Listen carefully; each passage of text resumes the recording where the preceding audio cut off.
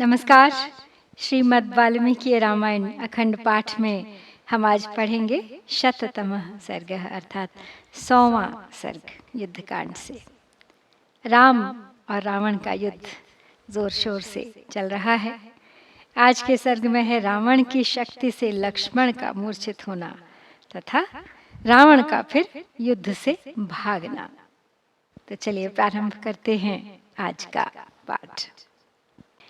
तस्मिन् प्रतिहते अस्त्रे तु रावणो राक्षसाधिपः क्रोधं च द्विगुणं चक्रे क्रोधाच्चास्त्रम् अनन्तरम् मयेन विहितं रौद्रमन्यदस्त्रं महाद्युतिः उत्स्रष्टुं रावणो भीमं राघवाय प्रचक्रमे ततः शूलानि निश्चेरुर्गदाश्च मुसलानि च कार्मुकाददीप्यमानानि वज्रसाराणि सर्वशः मुद्गराः कूटपाशाश्च दीप्ताश्चाशनयस्तथा निष्पेतुर्विविधास्तीक्ष्णा वाता इव युगक्षये तदस्त्रं राघवः श्रीमानुत्तमास्त्रविदाम्बरः जघान परमास्त्रेण गांधर्वेण महाद्युतिः। तो रावण के आसुरास्त्र को श्री राम ने नष्ट कर दिया है और अपने उस अस्त्र के नष्ट हो जाने पर महातेजस्वी राक्षस राज रावण का क्रोध दूना हो गया है। उसने क्रोधवश श्री राम के ऊपर एक दूसरे भयंकर अस्त्र को छोड़ने का आयोजन किया जिसे मयासुर ने बनाया था। उस समय रावण के धनुष से वज्र के समान दृढ़ और दमकते हुए शूल, गदा, मूसल, मुद्गर, कूटपाश तथा चमचमाती अशनि आदि भांति भांति के तीखे अस्त्र छूटने लगे, मानो प्रलय काल में वायु के विविध रूप प्रकट हो रहे हों। तब उत्तम अस्त्र के ज्ञाताओं में श्रेष्ठ महातेजस्वी श्रीमान रघुनाथ जी ने गांधर्व नामक श्रेष्ठ अस्त्र के द्वारा रावण के उस अस्त्र को भी शांत कर दिया। तस्मिन् प्रतिहते अस्त्रे तु राघवेण महात्मना रावणः क्रोधतां राक्षः सौरमस्त्रमुदीरय ततश्चक्राणि निष्पेतुर्भास्वराणि महान्ति च कार्मुकाद् भीमवेगस्य दशग्रीवस्य धीमतः तैरासीद् गगनं दीप्तं सम्पतद्भिः समन्ततः पतद्भिश्च दिशो दीप्ताश्चन्द्रसूर्यग्रहैरिव तानि चिच्छेदबाणौघैश्चक्राणि तु स राघवः आयुधानि च चित्राणि रावणस्य च मुमुखे तदस्त्रं तु हतं दृष्ट्वा रावणो राक्षसाधिपः विव्याध दशभिर्बाणैः रामं सर्वेषु मर्मसु। तो महात्मा रघुनाथ जी के द्वारा उस अस्त्र के प्रतिहत हो जाने पर रावण के नेत्र क्रोध से लाल हो गए और उसने सूर्यास्त्र का प्रयोग किया। फिर तो भयानक वेगशाली बुद्धिमान राक्षस दशग्रीव के धनुष से बड़े बड़े तेजस्वी चक्र प्रकट होने लगे। चंद्रमा और सूर्य आदि ग्रहों के समान आकार वाले वे दीप्तिमान अस्त्र शस्त्र सब ओर प्रकट होते और गिरते थे।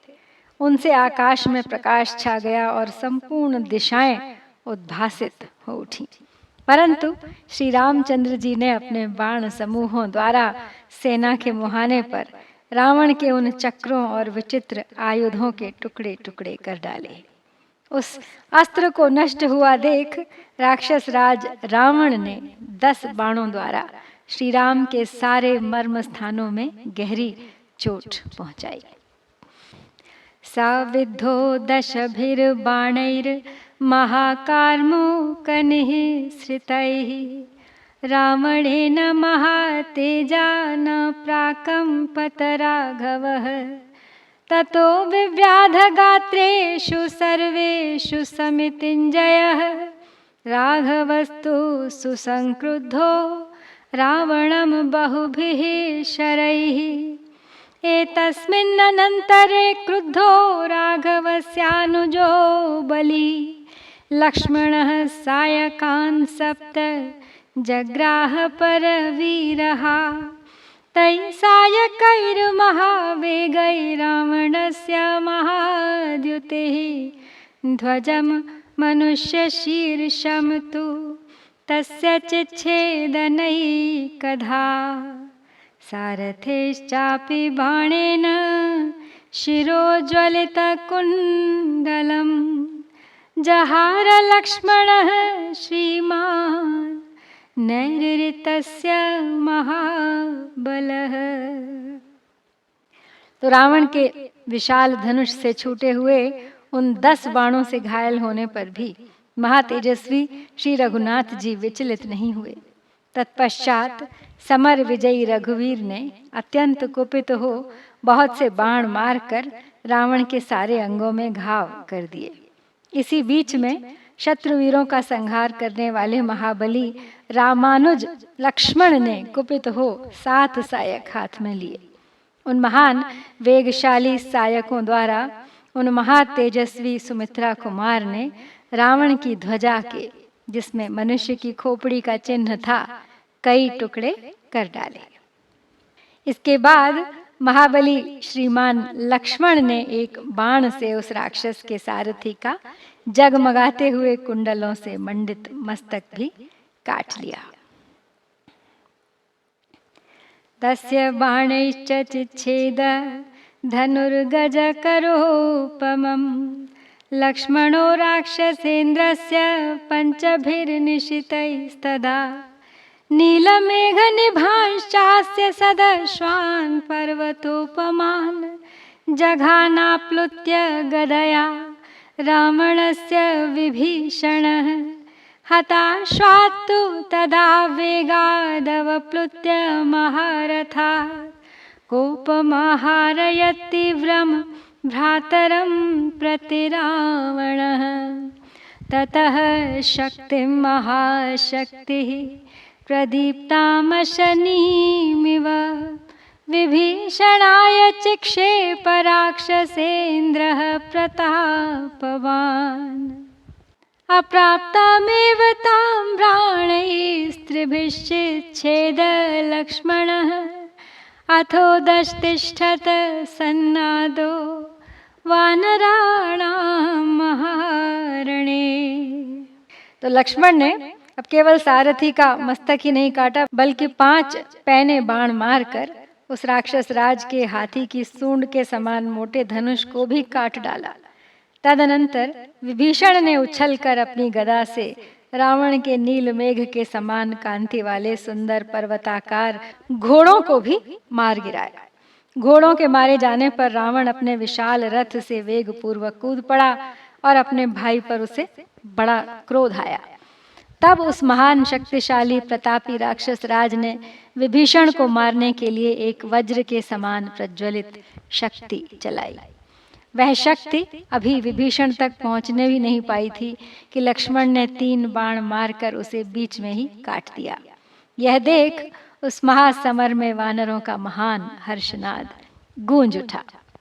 संपपात त्रिधा छिन्ना शक्ति कांचन मालिनी सविस्फुलिंगा ज्वलिता महोल्केव दिवश्च्युता ततः संभाविततरां कालेनापि दुरासदां जग्राह विपुलां शक्तिं दीप्यमानां स्वतेजसा सा वेगिता बलवता रावणेन दुरात्मना जज्ज्वालसु महातेजा दीप्ता शनिसमप्रभा एतस्मिन्नन्तरे वीरो लक्ष्मणस्तं विभीषणं प्राणसंशयमापन्नं तूर्णमभ्यवपद्यत तं विमोक्षयितुं वीरश्चापमायम्य लक्ष्मणः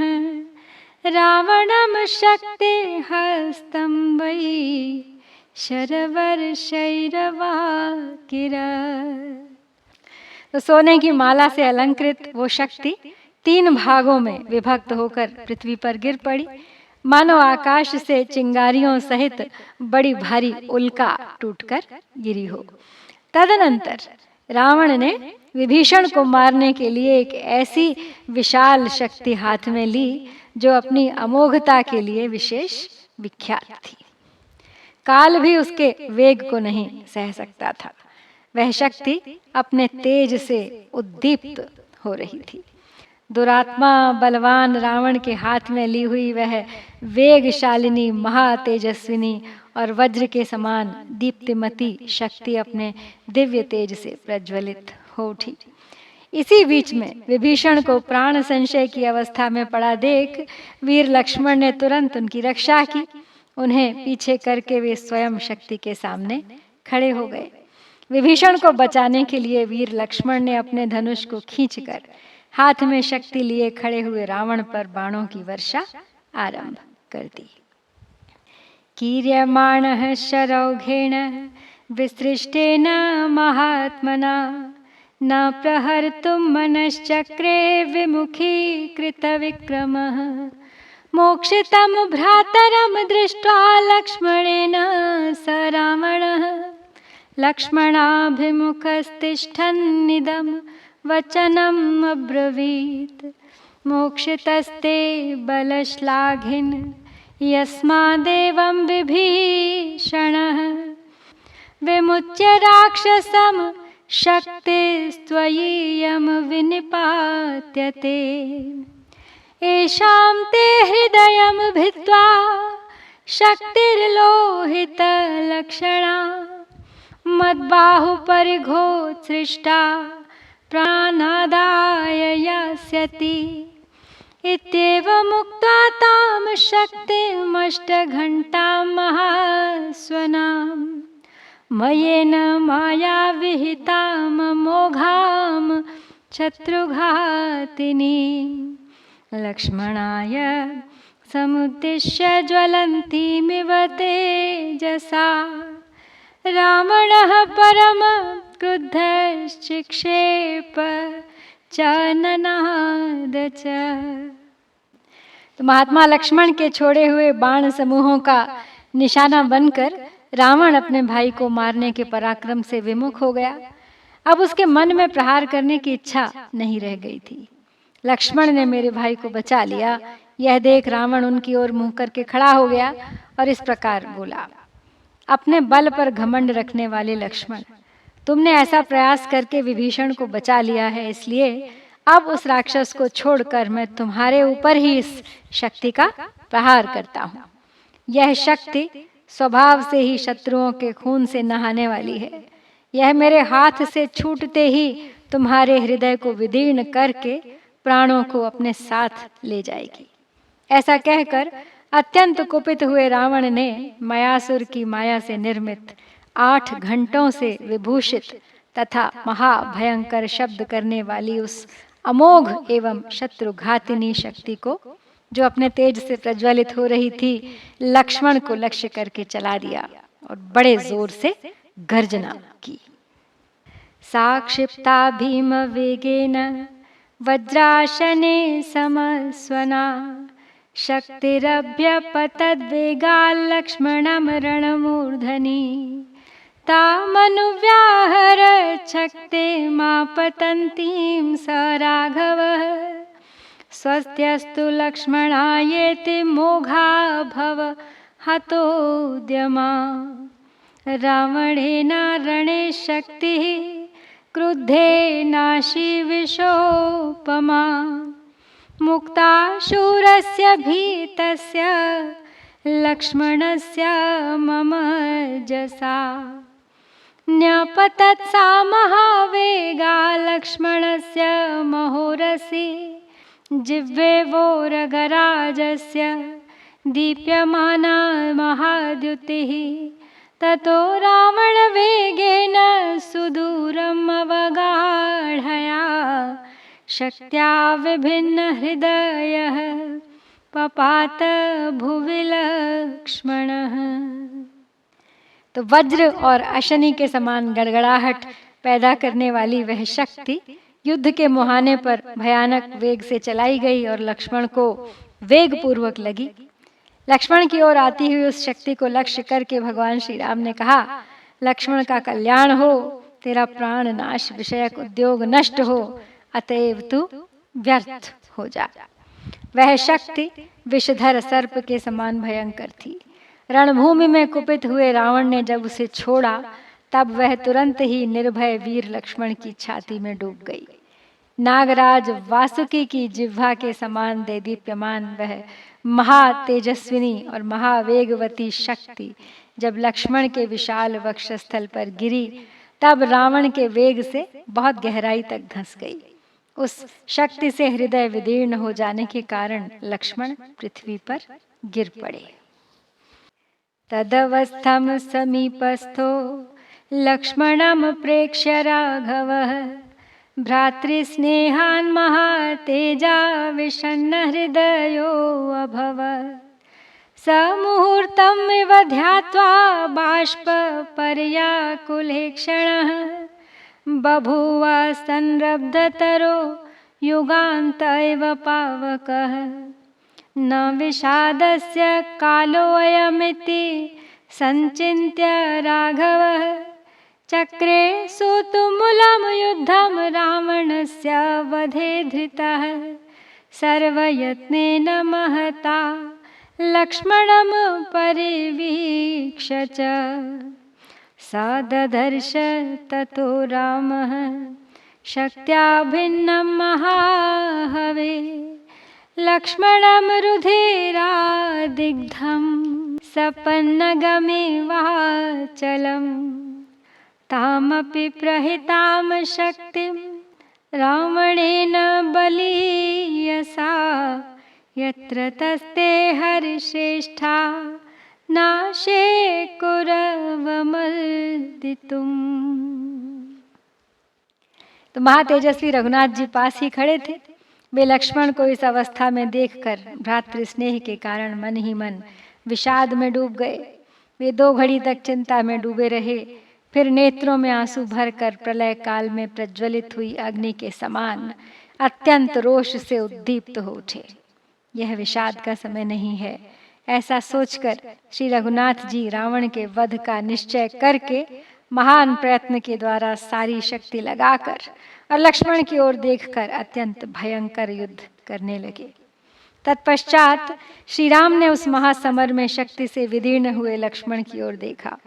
वे खून से लथपथ होकर पड़े थे और सर्पयुक्त पर्वत के समान जान पड़ते थे। अत्यंत बलवान रावण की चलाई हुई उस शक्ति को लक्ष्मण की छाती से निकालने के लिए बहुत प्रयत्न करने पर भी वे श्रेष्ठ वानरगण सफल न हो सके। आर्दिताश्चैव बाणौघैस्ते प्रवेकेण रक्षसां सौमित्रेह सा विनिर्भिद्य प्रविष्टा धरणीतलं। तां कराभ्यां परामृश्य रामः शक्तिं भयावहां बभञ्ज समरे क्रुद्धो बलवान् विचकर्ष च।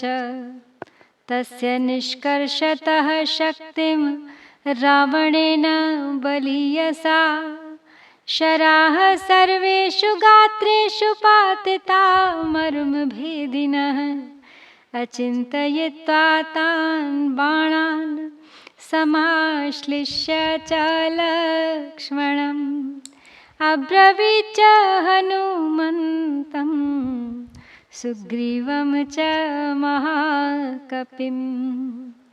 लक्ष्मणं परिवार्यैवं तिष्ठध्वं वानरोत्तमाः पराक्रमस्य कालोऽयम् संप्राप्तो मे चिरे स्थितः।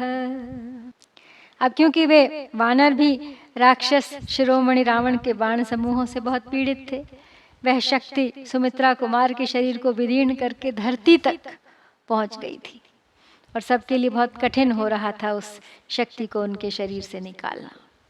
तब महाबली रघुनाथ जी ने उस भयंकर शक्ति को अपने दोनों हाथों से पकड़कर लक्ष्मण के शरीर से निकाला और समरांगण में कुपित हो उसे तोड़ डाला।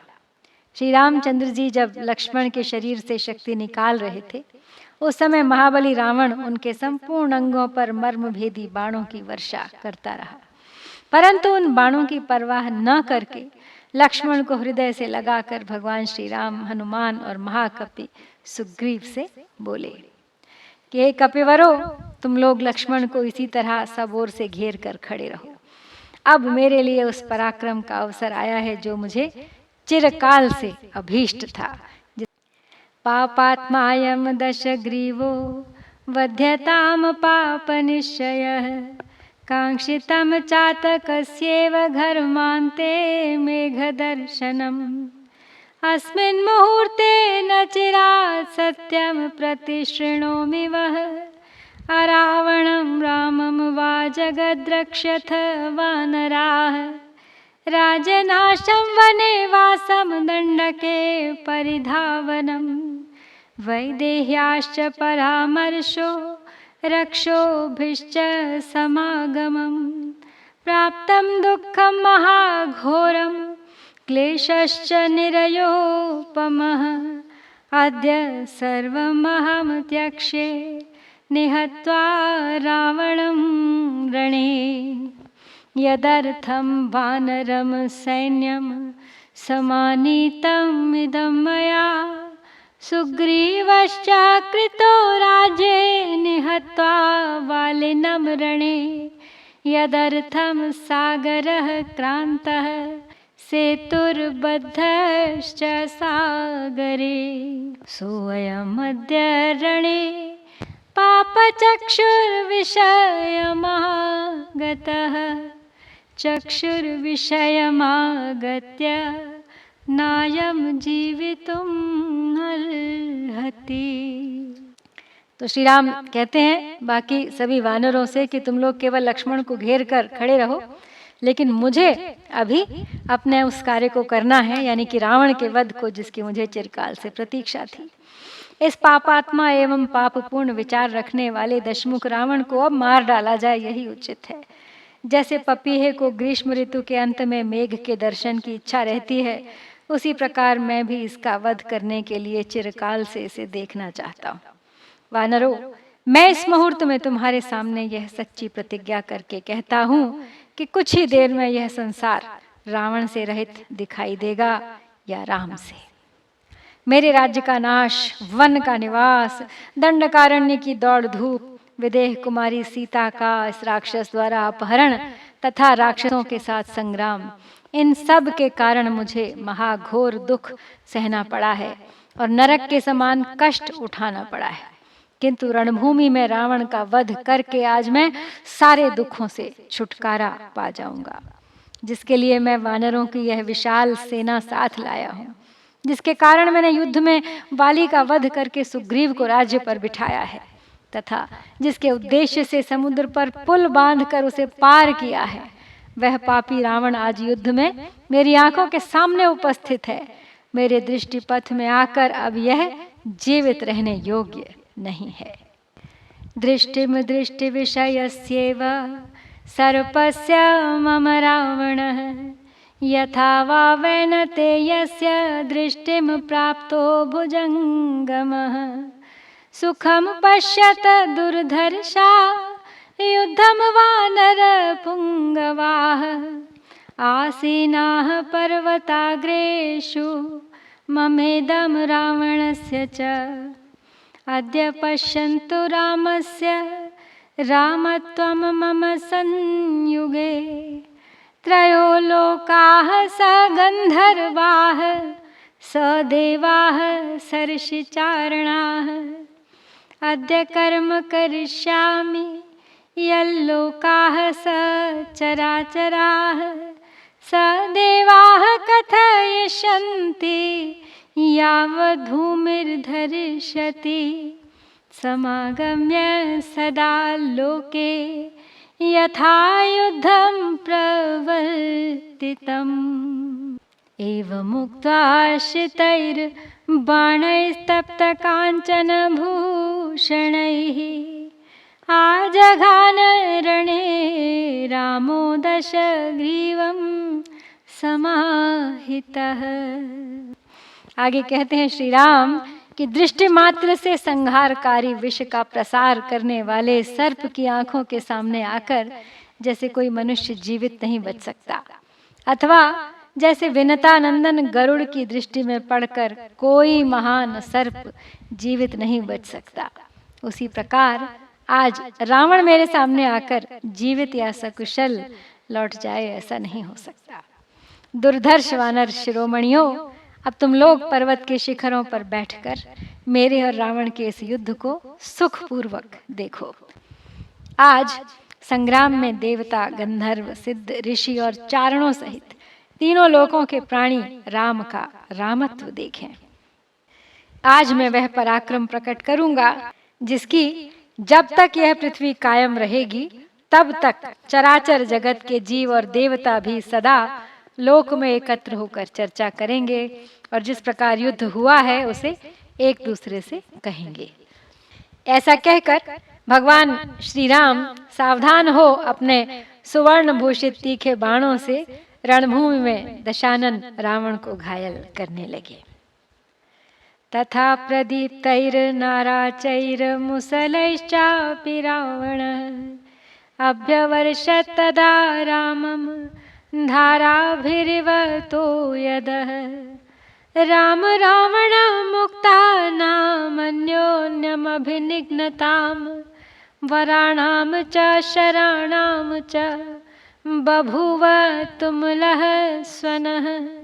विच्छिन्नाश्च विकीर्णाश्च राम रावणयोः शराः अन्तरिक्षात् प्रदीप्ताग्रा निपेतुर्धरणी तले। तयोर्जातलनिर्घोषो राम रावणयोर्महान् त्रासनः सर्वभूतानां सम्बभूवाद्भुतोपमः। स कीर्यमाणः शरजालवृष्टिभिः महात्मना दीप्तधनुष्मतार्दितः। भयात् प्रदुद्राव समेत्य रावणो यथा निलेनाभिहतो बलाहकः। इसी प्रकार जैसे मेघ जल की धारा गिराता है उसी तरह रावण भी श्री राम पर चमकीले नाराचों और मूसलों की वर्षा करने लगा। एक दूसरे पर चोट करते हुए राम और रावण के छोड़े हुए श्रेष्ठ बाणों के परस्पर टकराने से बड़ा भयंकर शब्द प्रकट होता था। श्री राम और रावण के बाण परस्पर छिन्न भिन्न होकर आकाश से पृथ्वी पर गिर पड़ते थे। उस समय उनके अग्रभाग बड़े उद्दीप्त दिखाई देते थे। राम और रावण के धनुष की प्रत्यंचा से प्रकट हुई महान टंकार ध्वनि समस्त प्राणियों के मन में त्रास उत्पन्न कर देती थी और बड़ी अद्भुत प्रतीत होती थी। जैसे वायु के थपेड़े खाकर मेघ छिन्न भिन्न हो जाता है, उसी प्रकार दीप्तिमान धनुष धारण करने वाले महात्मा श्री राम के बाण समूहों की वर्षा से आहत एवं पीड़ित हुआ रावण भय के मारे अब वहां से भाग गया। तो श्री राम और रावण के युद्ध में एक नया मोड़ आया है। लक्ष्मण मूर्छित हैं, श्री राम रावण पर हावी हैं और रावण अंततः युद्ध से भागकर चला गया है। और यहाँ इसी के साथ हम श्री वाल्मीकि निर्मित आर्ष रामायण आदि काव्य के युद्ध कांड में 100वां सर्ग पूरा करते हैं। इत्यार्षे श्रीमद् रामायणे वाल्मीकिये आदि काव्ये युद्ध कांडे 100तमः सर्गः। ओम श्री सीतारामचंद्राभ्यां नमः।